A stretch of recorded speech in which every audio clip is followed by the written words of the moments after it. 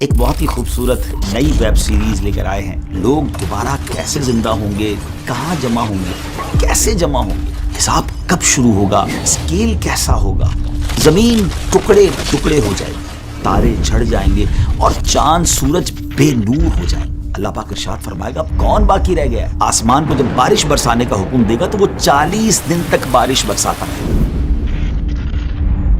بسم اللہ الرحمن الرحیم. السلام علیکم ناظرین, کیسے ہیں آپ سب؟ ایک بہت ہی خوبصورت نئی ویب سیریز لے کر آئے ہیں جس کا نام ہے قیامت کے بعد, آفٹر ججمنٹ ڈے. ہم نے ایک اور ویب سیریز پہلے کی تھی جس کا نام تھا قیامت کی نشانیاں. اگر آپ نے وہ نہیں دیکھی تو وہ بھی آپ دیکھیے, قیامت سے پہلے کیا کیا ہوگا. اور ہم بہت کیوریس ہوتے ہیں, بعض اوقات بڑا ہمیں تجسس ہوتا ہے کہ اس دنیا کے فنا ہو جانے کے بعد کیا ہوگا, لوگ دوبارہ کیسے زندہ ہوں گے, کہاں جمع ہوں گے, کیسے جمع ہوں گے, حساب کب شروع ہوگا اور کن لوگوں کا حساب ہوگا, اور کون سے ایسے لوگ ہوں گے جو حساب سے بچ جائیں گے, کون کون اللہ کی بارگاہ میں شفاعت یعنی سفارش کرے گا, میزان یعنی اسکیل کیسا ہوگا, پل صراط یعنی برج آف صراط پر لوگوں کی کیا کنڈیشن ہوگی, کیا کیفیت ہوگی, لواء الحمد کیا ہے, حوض کوثر کیسا حوض ہے, اور بھی بہت کچھ آپ جانیں گے اس ویب سیریز میں. آخرت کے حوالے سے درست عقائد, اور ان درست عقائد کو جاننے اور اپنی اسلامک نالج میں اضافہ کرنے کے لیے اسٹارٹ سے اینڈ تک ہمارے ساتھ آپ شامل رہیے گا. آج اس ویب سیریز کا ہمارا فرسٹ ایپیسوڈ ہے, اور انشاءاللہ جیسا میں نے بتایا کہ آج کے ایپیسوڈ میں ہم جانیں گے کہ جب قیامت قائم ہوگی اور حضرت اسرافیل علیہ السلام کے سور پھونکنے سے یہ دنیا فنا ہو جائے گی, ڈسٹرائے ہو جائے گی, زمین ٹکڑے ٹکڑے ہو جائے گی, تارے جھڑ جائیں گے اور چاند سورج بے نور ہو جائیں گے. پھر ملک الموت, جی ہاں حضرت عزرائیل علیہ السلام جو روح قبض کرنے والے فرشتے ہیں, اللہ تعالیٰ کی بارگاہ میں عرض کریں گے الہی جسے تو نے چاہا اس کے علاوہ سب زمین و آسمان والے فنا ہو چکے ہیں. یعنی چند یوں سمجھیے کہ افراد کے علاوہ باقی دنیا میں سب دنیا سے جا چکے ہوں گے, سب کو موت آ چکی ہوگی. اللہ پاک ارشاد فرمائے گا اب کون باقی رہ گیا ہے, حالانکہ وہ خوب جانتا ہے. ملک الموت عرض کریں گے اے میرے رب تو باقی ہے, عرش اٹھانے والے فرشتے باقی ہیں, اور جبرائیل اور میکائیل اور میں یعنی حضرت اسرائیل کہیں گے میں باقی ہوں. اللہ پاک ارشاد فرمائے گا عرش اٹھانے والے فرشتے فوت ہو جائیں تو وہ بھی فوت ہو جائیں گے. اللہ پاک ارشاد فرمائے گا اب کون باقی ہے, تو ملک الموت علیہ السلام عرض کریں گے اے میرے رب اب تو باقی ہے, اسرافیل اور میں باقی ہوں. پھر رب عز و جل کے حکم سے عرش حضرت اسرافیل علیہ السلام سے سور لے لے گا, اور پھر ارشاد فرمائے گا اسرافیل بھی فوت ہو جائیں تو وہ بھی فوت ہو جائیں گے. اللہ پاک ارشاد فرمائے گا اب کون باقی ہے, ملک الموت علیہ السلام عرض کریں گے اے میرے رب تیری ذات باقی ہے جسے موت نہیں آنی, اے اللہ میں باقی ہوں. اللہ کریم ارشاد فرمائے گا تم بھی میری مخلوقات میں سے ایک مخلوق ہو, میں نے تمہیں جس کام کے لیے بنایا تم نے اسے دیکھ لیا, کیونکہ اب تو کوئی نہیں تھا نا جس کی روح قبض کرنی ہے, تو ارشاد ہوگا اب تم فوت ہو جاؤ. چنانچہ ملک الموت علیہ السلام بھی فوت ہو جائیں گے. اب ایک اکیلا اللہ پاک باقی ہوگا. ناظرین اب رب تعالی سبحان اللہ, اب جو اللہ کی طرف سے ارشاد ہوگا نا, اگر اس کو غور سے سنے تو واقعی وہ گوس بمس یعنی رونگٹے کھڑے کر دیتا ہے. اب دنیا میں کوئی نہیں ہے, صرف رب تعالیٰ کی ذات ہے, اور وہ 3 بار یہ اعلان فرمائے گا, وہ ارشاد فرمائے گا, ایک کوسچن گویا فرمائے گا انا الجبار لمن الملک اليوم, میں جبار ہوں, آج کس کی بادشاہی ہے. مگر nobody there to answer that question, اس دن تو کوئی جواب دینے والا نہیں ہوگا نا. پھر خود رب تعالیٰ جواب ارشاد فرمائے گا, اور کیا فرمائے گا للہ الواحد القہار, ایک اللہ کی بادشاہی ہے جو سب پر غالب ہے, یعنی سب کچھ فنا ہونے والا ہے اور سب کچھ فنا ہو جائے گا. اللہ اکبر. آج لوگ کر و فر اور نما بعض اوقات تو جیتے ایسے ہیں جیسے مرنا نہیں ہے, لیکن یہ اعلان بتا رہا ہے کہ کوئی نہیں ہوگا, صرف رب تعالیٰ کی ذات ہوگی. اب کیا ہوگا, سب سے آخر میں جس ہستی کو موت آئے گی وہ مخلوقات کی روح قبض کرنے والے ملک الموت حضرت اسرائیل علیہ السلام ہیں. اس کے بعد رب تعالیٰ اس زمین کو دوسری زمین سے بدل دے گا, آسمانوں کو بدل دے گا, اور زمین کو ایسے پھیلا دے گا کہ اس میں اونچا نیچا کوئی ٹیڑھا پن نہیں ہوگا, ٹوٹل اسٹریٹ زمین ہوگی. پھر اللہ پاک کے حکم سے مخلوق اس بدلی ہوئی زمین پر اس طرح آ جائے گی جیسے وہ پہلی والی زمین میں تھی، یعنی جو پہلے زمین میں دفن تھے وہ اس زمین میں دفن ہو جائیں گے، اور جو باہر تھے وہ اس پر بھی باہر رہیں گے، کیونکہ کئی لوگ تو ایسے ہوں گے جن کو دفن نہیں کیا جائے گا، وہ تو قیامت طاری ہو جائے گی، اور جو لوگ دنیا میں لوگ ہوں گے وہ اسی طرح زمین پر پھیلے ہوئے ہوں گے، وہ اس نئی زمین پر آ جائیں گے۔ یہ زمین بالکل اسٹریٹ ہوگی، اور ایسی اسٹریٹ ہوگی کہ زمین کے کونے پر بھی اگر کوئی رائی کا دانہ ہوگا تو وہ نظر آ جائے گا، ٹوٹلی اسٹریٹ زمین ہوگی۔ اب اللہ کریم آسمان کو جب بارش برسانے کا حکم دے گا تو وہ 40 دن تک بارش برساتا رہے گا، یہاں تک کہ مخلوق پر پانی 12 ہاتھ کے برابر بلند ہو جائے گا، اتنا پانی ہو جائے گا۔ پھر اللہ کریم باڈیز کو اگنے کا حکم دے گا۔ کمال دیکھیں، رب کی شان دیکھیں، اب باڈیز جو ہیں وہ سبزیوں کی طرح اگنے لگ جائیں گی، یہاں تک کہ جب ان کے جسم پہلے کی طرح کمپلیٹ ہو جائیں گے تو اللہ پاک کی طرف سے حکم ہوگا کہ میرا عرش اٹھانے والے فرشتے زندہ ہو جائیں۔ وہ تو کن کا مالک ہے نا، وہ تو فرماتا ہے کن ہو جا تو ہو جاتا ہے، وہ فرمائے گا زندہ ہو جائے، تو عرش اٹھانے والے فرشتے زندہ ہو جائیں گے۔ سب سے پہلے دوبارہ زندہ ہونے والوں میں یہی فرشتے ہوں گے۔ پھر حکم الہی سے حضرت اسرافیل سور پکڑیں گے اور اپنے منہ پر رکھ لیں گے، پھر اللہ پاک ارشاد فرمائے گا جبرائیل اور میکائیل زندہ ہو جائیں، تو وہ دونوں بھی زندہ ہو جائیں گے۔ پھر اللہ پاک روحوں کو بلائیں گا تو روحیں حاضر کی جائیں گی۔ سبحان اللہ، اے مسلمانوں آپ کو مبارک ہو، ایمان والو مبارک ہو۔ مسلمانوں کی روحیں نور سے چمک رہی ہوں گی اور باقی روحیں اندھیرے میں ہوں گی۔ اللہ کریم سب روحیں کو سور میں ڈال دے گا، اور پھر حضرت اسرافیل علیہ السلام کو حکم فرمائے گا کہ وہ دوبارہ اٹھنے اور جمع کرنے والی پھونک ماریں۔ بس وہ جب پھونک ماریں گے سور میں تو روحیں سور سے شہد کی مکھیوں کی طرح نکل کر زمین و آسمان کے درمیان خلا کو بھر دیں گی۔ پس روحیں زمین کے نیچے اپنی باڈیز کی طرف جائیں گی، اور ناک کے جو ہولز ہوں گے نا، ناک کے سوراخ سے داخل ہو کر جسم میں سرایت کر جائیں گی۔ اس کے بعد حشر برپا ہوگا اور لوگ جمع ہونا شروع ہوں گے۔ ویورز کیسی معلومات ہے، سنتے ہیں تو بعض اوقات عقل حیران ہو جاتی ہے کہ پھر سے وہ لوگ زندہ ہوں گے۔ ذرا غور کریں نا کہ دو نفخوں یعنی دونوں سوروں کے درمیان، یعنی ایک سور وہ جس میں سب کو موت آ جائے گی، اور دوسری سور جس میں دوبارہ زندہ کیا جائے گا، 40 سال کا وقفہ ہوگا۔ خیر وقفہ جتنا بھی ہو، لیکن ذہن میں ایک سوال تو پیدا ہوتا ہے نا کہ یہ ہوگا کیسے کہ اتنا ٹائم پیریڈ گزر گیا ہوگا، باڈیز تو ڈیکمپوز ہو چکی ہوں گی، باڈی کے ٹائنی پارٹیکلز، چھوٹے چھوٹے ذرے زمین کے پارٹیکل کے ساتھ مل چکے ہوں گے، نہ جانے کہاں کہاں پہنچ چکے ہوں گے، پھر یہ سب کیسے ہوگا؟ یاد رکھیے کہ انسان کی ہر چیز گل جاتی ہے سوائے عجب الضم کے۔ اب یہ کیا ہے؟ یہ ایک ہڈی کے بارے میں کہا جاتا ہے، اور بروز قیامت اسی ہڈی پر مخلوق کو دوبارہ بنایا جائے گا۔ عجب الضم کے لفظی معنی ہے دم گچھ، عجب کے معنی ہے اصل، اور ضم کا معنی ہے دم۔ اب یہاں کچھ لوگ کہتے ہیں کہ اسپائنل کارڈ، دیکھیں ہماری جو ریڑھ کی ہڈی ہوتی ہے، انسان اسی پر بیٹھتا ہے، یہ باقاعدہ پلر کی حیثیت رکھتی ہے، جیسے دیوار کے لیے بنیاد ہوتی ہے۔ اگر یہاں یہ ہڈی مراد ہے تو حدیث کے معنی پھر یہ بنیں گے کہ یہ ہڈی جلد فنا نہیں ہوتی، اور مٹی 100 سال کے بعد اس کو ڈیکمپوز کرتی یعنی گلاتی ہے۔ اور اگر اس سے مراد ہے اجزائے اصلیہ جو انسان کے جسم کی اصل ہیں تو وہ کبھی نہیں فنا ہوتے، اور یہ ایسے باریک کمپوننٹس، ایسے باریک اجزاء ہیں جو مائکروسکوپ سے بھی دیکھنے میں نہیں آتے۔ عربی میں انہیں اجزائے لا یتجزا یعنی انڈیویزبل کمپوننٹس، یعنی سمجھے کہ یہ ختم نہیں ہوتے، انہیں یہ کہا جاتا ہے۔ انسان چاہے جہاں بھی چلا جائے، جس بھی حالت میں ہو، مگر یہ کمپوننٹس ویسے ہی رہتے ہیں، حتیٰ کہ غذا اور خون میں بھی اجزاء شامل ہوتے ہیں۔ انہی اجزاء سے انسان پہلے بھی بنا تھا اور آئندہ بھی بنے گا۔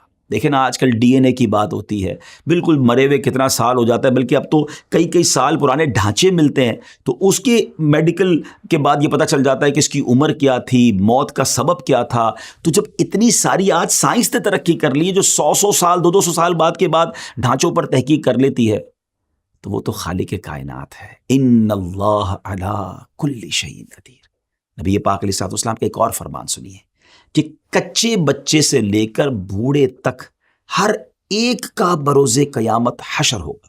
حضرت اکرمہ رحمۃ اللہ تعالی فرماتے ہیں بلا شبہ جو لوگ سمندر میں ڈوب جاتے ہیں، پھر ان کا گوشت مچھلیاں نوچ لیتی ہیں، پھر ان میں سوائے چمکتی ہڈیوں کے کچھ نہیں رہتا، پھر سمندر کی موجیں ان ہڈیوں کو الٹا پلٹا رہتی ہیں، الٹتی پلٹتی رہتی ہیں تاکہ انہیں خشکی پر ڈال دیتی ہیں، پھر وہ ہڈیاں ایک عرصے تک وہاں پڑے رہنے کے سبب گل سڑ کر خستہ اور پارا پارا ہو جاتی ہیں۔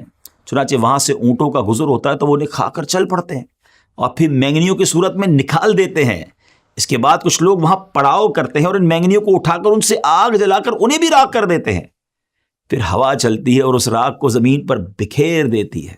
اب ناظرین اتنا کچھ ختم ہو گیا، یعنی اتنی صورتوں میں وہ جسم بدل گیا، اب راکھ بھی ہو گیا، راکھ بھی اڑ گئی ہوا کے ذریعے. مگر اب کیا ہوگا جب سور پھونکا جائے گا نا، تو یہ راکھ ہو جانے والے لوگ اور قبروں میں دفن لوگ سب نکلیں گے. اللہ سب کو پھر باڈی کی شکل دے گا، ان میں روحیں داخل ہو جائیں گی.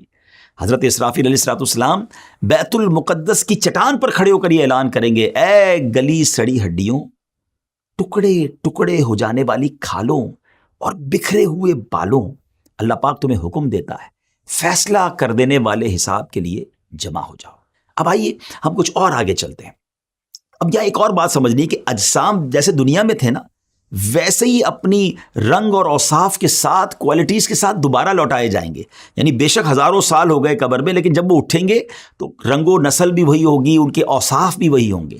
اور قبروں سے اٹھانے کے بعد جو سور پھونکا جائے گا نا، وہ کافی طویل آواز ہوگی. اس سور کا ابتدائی حصہ لوگوں کو زندہ کرنے کے لیے ہوگا اور بعد والا حصہ انہیں قبروں سے نکالنے کے لیے ہوگا. چنانچہ سور کا وہ حصہ جو انہیں زندہ کرنے کے لیے ہوگا اسے تو وہ نہیں سن سکیں گے، البتہ سور کا وہ حصہ جو انہیں قبروں سے نکالنے کے لیے ہوگا وہ اسے سنیں گے، لسن کریں گے. روایت میں آتا ہے کہ قیامت کے دن لوگ اپنی اپنی قبروں سے بغیر لباس کے، ننگے پاؤں اور بغیر ختنہ کیے ہوئے اٹھیں گے. someone will be no foot, someone will be on foot, someone will be on ride. کوئی پیدل ہوگا، کوئی سواری پر ہوگا، کوئی سواری پر اکیلا ہوگا، کسی پر 3، 4 یا 10 افراد بھی ہوں گے. جو نان بلیور ہوں گے، غیر مسلمین ہوں گے، انہیں تو میدان محشر لے جانے کے لیے کسی کو ملائکہ گھسیٹ کر لے جائیں گے اور کچھ لوگوں کو آگ جمع کرے گی. حدیث پاک کے مطابق نبی کریم علیہ السلام نے اپنے دستے مبارک سے ایک بار بڑا کمال کا اشارہ فرمایا. نبی پاک نے ملک شام کی طرف اشارہ کر کے فرمایا کہ تمہارا حشر وہاں ہوگا. اور اسی طرح ایک روایت میں آتا ہے کہ بلا شبہ تمہارا حشر بیت المقدس میں ہوگا. تو ان حدیثوں سے یہ پتہ چلتا ہے کہ جو محشر کا میدان سجایا جائے گا نا، وہ بیت المقدس کے قریب، یہ پورا ملک شام ہے نا، اب اس کی بائفرکیشن اب آج کل ہو گئی ہے، لیکن یوں سمجھ لیجئے کہ بیت المقدس کے قریب جو ہے یہ پورا میدان محشر سجایا جائے گا. بروز محشر کی زمین کیسی ہموار ہوگی، کتنی پلین اینڈ اسٹریٹ ہوگی. جیسے میں نے بتایا کہ رائی کا ایک دانہ بھی کونے پہ رکھا ہوگا تو وہ دوسرے کنارے سے دکھائی دے گا. مگر ایک اور امیزنگ بات ہے کہ اس دن جو زمین ہوگی نا، وہ ہماری طرح راک کی یا مٹی کی نہیں ہوگی، کاپر کی ہوگی، تانبے کی ہوگی. اللہ اکبر. اور سورج آج کتنا دور ہے؟ ایک تحقیق کے مطابق 93 ملین مائلز اوے ہے. جی ہاں، 9 کروڑ 30 لاکھ مائلز. اور اس دن 1 میل کی مسافت ہوگا. آپ امیجن تو کریں گرمی کا عالم کیا ہوگا، یہ کیسے بیئربل کیسے ہوگا. تو ذرا غور کیجئے کہ اتنا ڈسٹنس، 93 ملین مائل کا ڈسٹنس کے باوجود بھی سورج کی پشت ہماری طرف ہے.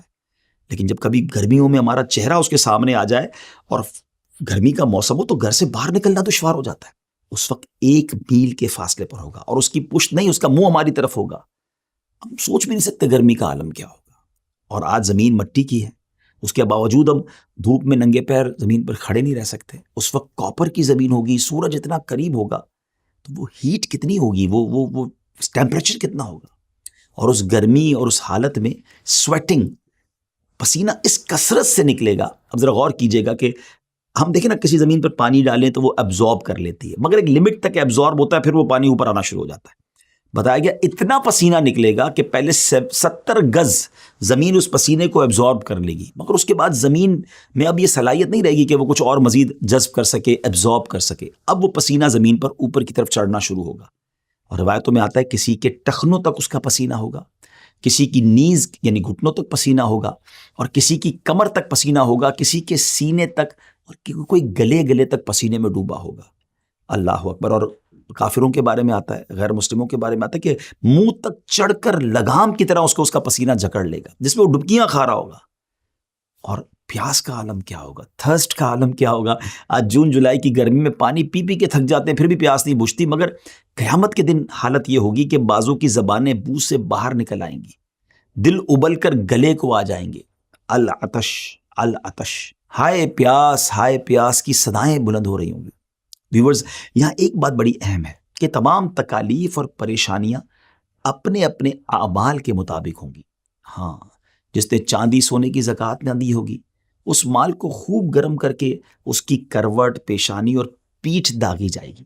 پھر سے جانوروں کی زکوٰۃ نہ دی ہوگی اس کے جانور قیامت کے دن خوب تیار ہو کر آئیں گے اور اس شخص کو وہاں لٹائیں گے اور اپنے سینگوں سے مارتے اور پاؤں سے رونتے ہوئے اس پر گزریں گے. جب اسی طرح سب گزر جائیں گے پھر ادھر سے واپس آ کر یوں ہی اس پر گزریں گے.